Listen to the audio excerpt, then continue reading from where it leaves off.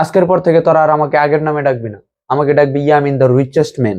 চাইলে তোরা the rich man নামেও ডাকতে পারিস। মামা তোর মনে হয় শীত লাগতেছে, হুডিটা পর। কেন, তোর গরম লাগতেছে নাকি? আরে গরম তো একটু লাগবেই, আইফোন চালাই না। ভাবতেছি কি দুইটা বডিগার্ড রাখবো, রাস্তা দিয়ে একা একা চলাফেরা রিস্ক হয়ে যাচ্ছে। ভাবতেছি ওয়াইল্ড লাইফ ফটোগ্রাফি স্টার্ট করবো। ভাবতেছি গরিব পোলাপানের সাথে আর মেলামেশা করবো না, তোমার স্ট্যাটাস লো হয়ে যাবে। ভাবতেছি একটা অ্যাকশন মুভি মেক করে হলিউডে রিলিজ দিব আর অস্কার জিতে নিব। সিনেমা বানাবি তো বাজেট কই পাবি? বাজেট লাগবে কেন, আমার আইফোন আছে না। আগে অ্যান্ড্রয়েড দিয়ে আকাশের ছবি তুললে মনে হতো এটা আকাশ না, শ্যাওলাবার আদিম যুগের পুকুর। আর এখন আইফোন দিয়ে আকাশের ছবি তুললে মনে হয় জেমস ওয়েব টেলিস্কোপ দিয়ে ফটো তুলতেছি। মামা চল জিমে যাই। তুই আবার জিমও করস? আরে বেটা আমি তো জিম করি না, জিমে যাই একটা মিরর সেলফি তোলার জন্য। শোন বেটা, আইফোন কেনার জন্য বড় লুক হওয়া লাগে না, বড় কলিজা লাগে। বন্ধু ফোনে কথা বলার সময় তোর কানে ব্যথা করে না? না তো, কেন? না মানে অ্যান্ড্রয়েডের রেডিয়েশনটা একটু বেশি তো। কালকে রাতের বেলায় এই মালটা দিয়ে একটা জোনাকির ছবি তুলছিলাম। জোনাকি মনে হয় নাই, মনে হয়েছে যে স্টেডিয়ামের ফ্ল্যাশ লাইট। আর আমার বন্ধু কি বলে জানিস, যে আমার আইফোন দিয়ে ছবি তুলে নাকি ওর নাকের সব ব্ল্যাক হেডস বোঝা যায়। আমি বললাম আরে বেটা এটা হলো আইফোনের ডিটেলস, আইফোন ফেক না, যা দেখায় সবই হলো রিয়েল, বুঝছ নাই? আর ডিএসএলআর ওইগুলো এখন মিউজিয়ামে রাখার জিনিস।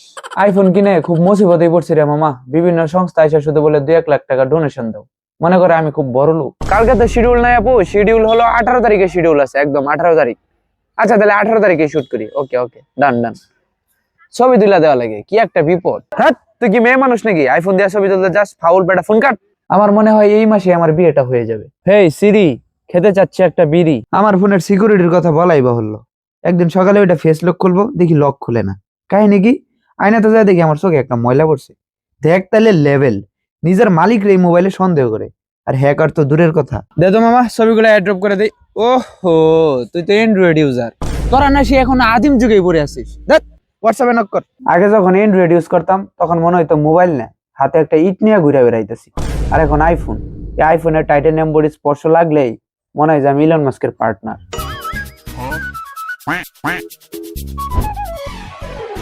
আরে বেটা তোদের ফোন গরম হয়ে গেলে তোরা ফোন ফালায় দৌড় দিস, কখন জানি ব্রাস্ট হয়ে যায় অ্যান্ড্রয়েড।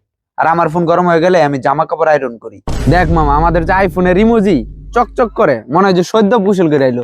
আর তোদের অ্যান্ড্রয়েডের ইমোজি মনে হয় জন্ডিস হয়েছে, ফ্যাক ফ্যাক করে। হ্যাঁ বুঝলি মামা, সেদিনকে এক ভিক্ষুকরে ভিক্ষা দিতে গেছি, ভিক্ষুক আমাকে দেখে দৌড় দিছে। আমি ভাবলাম কি হইলো, পরে পকেটের দিকে চেয়ে দেখি যে অ্যাপলের লোগো বের হয়ে আছে।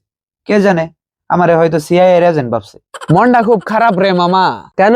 আরে শপিং করতে গেছিলাম, যাই দেখি একটা শার্টের দাম আমার এই আইফোনের ব্যাক কভারের থেকেও কম। এত কম দামে জিনিস, ছি। अभी मैं गाली नहीं दे सकता। नहीं, गाली नहीं देना। फैमिली फैमिली देखती है, वरना मैं ऐसे ऐसे गाली दूं, ऐसे ऐसे गाली दूं ना, जिंदगी भर याद रखें ये बड़े हुए।